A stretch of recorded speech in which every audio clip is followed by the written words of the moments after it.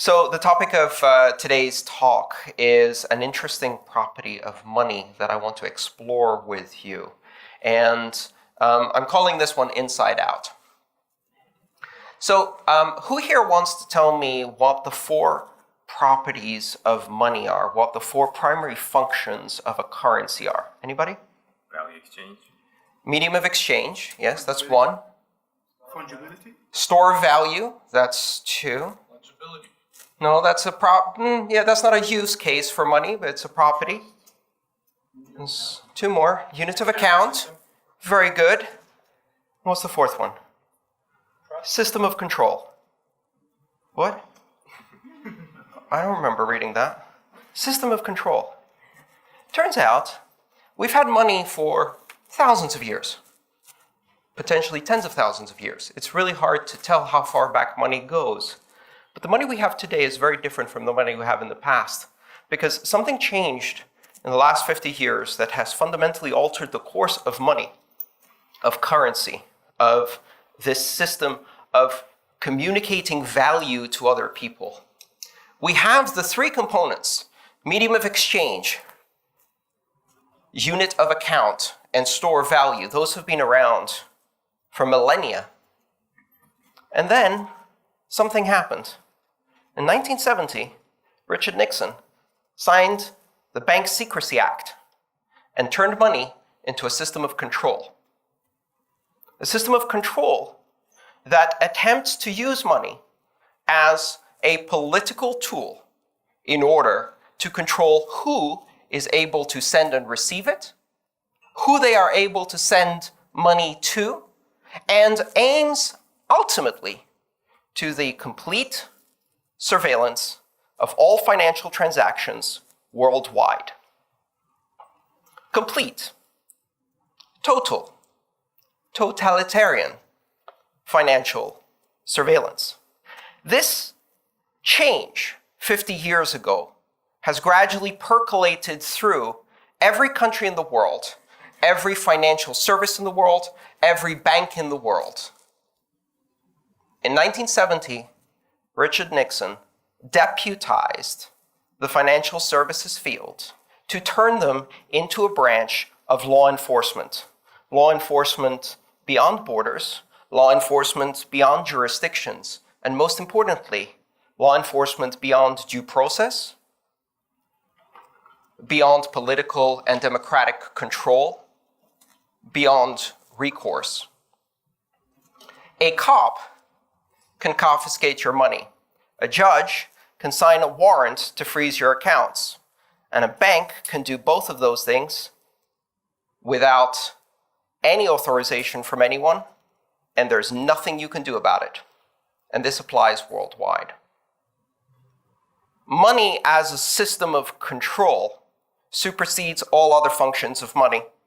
When money is turned into an enforcement tool, the other functions start getting eroded. It is no longer the best medium of exchange because its function as a medium of exchange is subordinate to its function as a system of law enforcement, a system of control. And at that point, the system of control aspect starts corrupting everything. We are now 25 years into the internet revolution. Smartphones, cell phones, dumb phones, data connections have propagated out to more than 2.5 billion people who have never had these technologies before. Where's finance? Lagging, 15 to 20 years behind. It does not reach. 2.5 billion people completely unbanked. 4 billion people underbanked. Really, only 1.5 billion people have the full, privileged, elite form of banking that we enjoy in most Western liberal democracies. And even there are tiers of access and control. How many people in this room are accredited investors?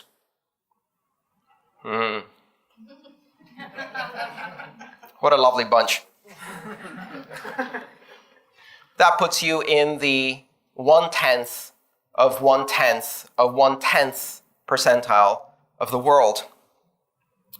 There are tiers within the financial system, some people who have better access, some people who have better recourse, and some people who have complete immunity. Some people can commit crimes against millions, robo-foreclosures, Libor fraud, rigging the gold markets, and no one will ever go to jail. Why? Because when money becomes a system of control, financial services companies become deputies in this system of enforcement and control. And as deputies, they get some perks. And one of the perks is they never go to jail. Well, with a few exceptions. There are some fundamental rules that always apply to our society. Bernie Madoff went to jail. He made the fundamental mistake of stealing from rich people. Don't do that. Foreclose on 10 million poor people, no problem. Create 3.5 million fake accounts in Wells Fargo, no problem. Lose 143 private records of individuals at Equifax? Let's see some bets. How many executives are going to jail? None. A system of control corrupts the very basis of money until it can no longer function as a medium of exchange. And it breeds economic exclusion. We are now 25 years into the era of the internet, and we are reaching fewer people with economic inclusion. We are actually backtracking historically because increasingly entire countries are being cut off from the world financial system. You don't act in the best interests of the United States, you lose your SWIFT code. You are no longer part of the wire transfer network. You submit to the jurisdiction, the universal jurisdiction of American courts, like Switzerland had to do, or you lose access to international banking. You lose access to the reserve currency. You lose access to the lifeblood. This devil's bargain has made financial services unassailable from a point of competition. They are surrounded by a thicket of regulations, and these regulations are not about consumer protection. Consumers are most certainly not protected. They are most certainly about the system of control of money. They are about the law enforcement and policy enforcement, and sometimes straight up politics enforcement that comes with money. Money does not flow freely. I have some bad news. Those gold bars surrounding the banks and protecting them from competition are a gilded cage, a cage that keeps them inside a system of regulation that prevents competition from the outside, but also prevents them from acting with innovation in free markets, expanding their business, unless they make all of that subordinate to a system of political control.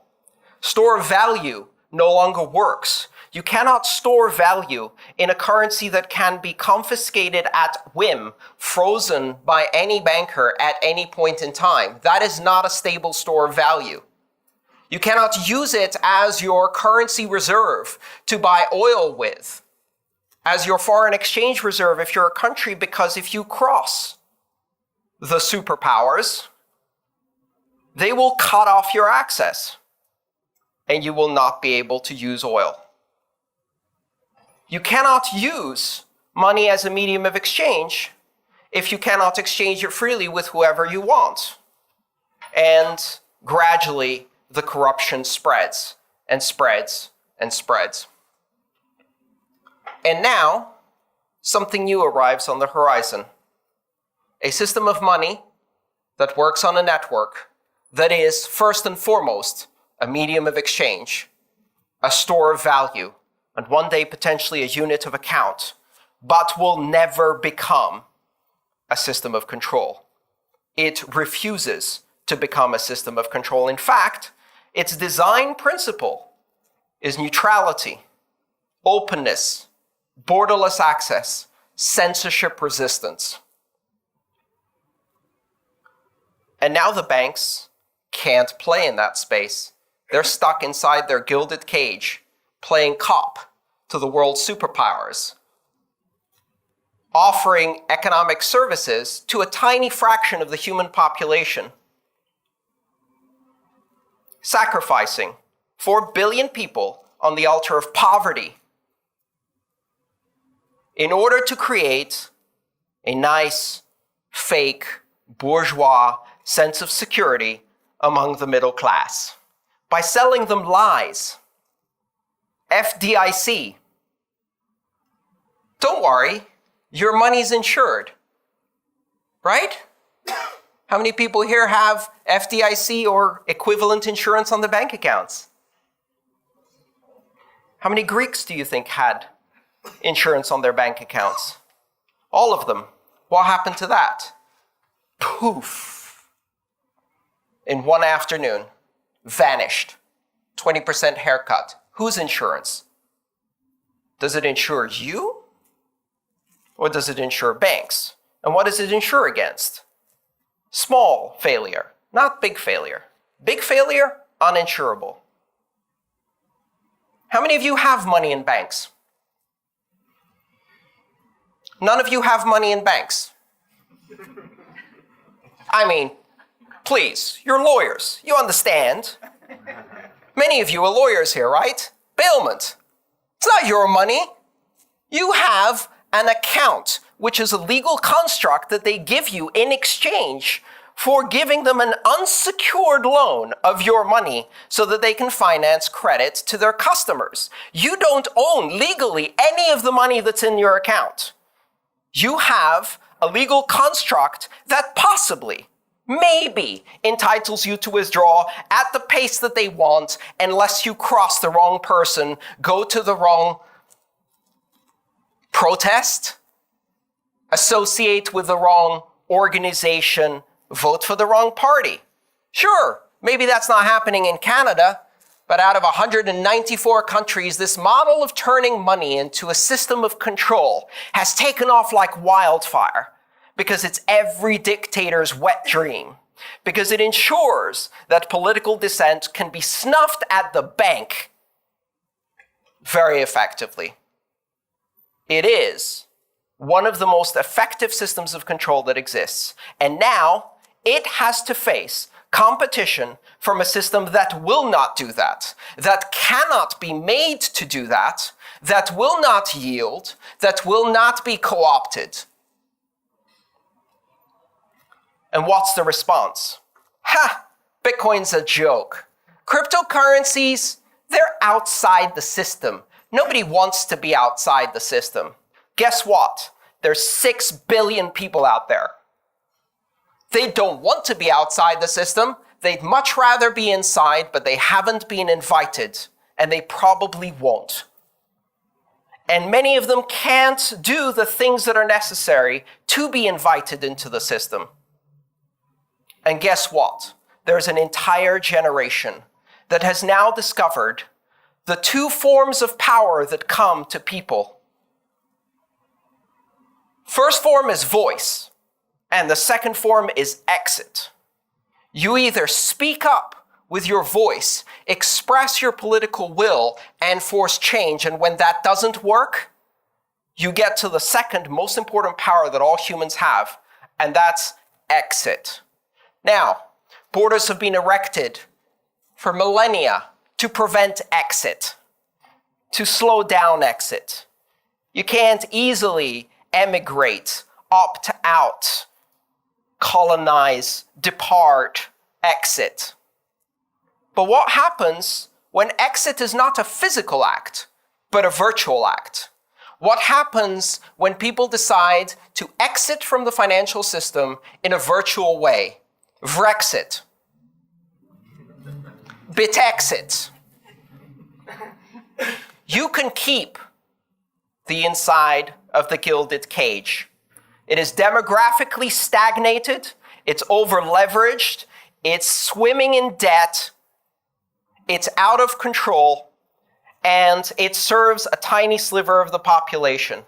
You can keep it. An entire generation of millennials no longer believes in that fiction of bank security, of future possibility, of deferred earnings, of interest rates, of mortgages. They will exit. They are exiting in droves, not just here, even more so in the countries where the existing system of inside finance, of the system of control, is used despotically, is used oppressively. China is exiting in droves, and it's barely started. Bitcoin's been around for 9 years. And so what does the insider group do? What do the regulators do in response to a system that cannot be regulated? They regulate the bits they can. They regulate the exchanges. They regulate the bank accounts. They regulate the national currency side of things. They shut down the on-ramps and off-ramps. They say, we will not let you take your money with you. And what do millennials say to that? Dude, I don't have any fucking money. All I have is my creative potential, my spirit, my productivity, and I can sell that directly for Bitcoin without an exchange, without an on-ramp, without an off-ramp. And when I need to buy something, I'll use my digital currency directly without re-entering your system to which I was never invited. Shut down the on-ramps, shut down the off-ramps, and I will stay on board. I will stay digital. I won't touch your gilded cage anymore because I don't need you. I exit. Thank you.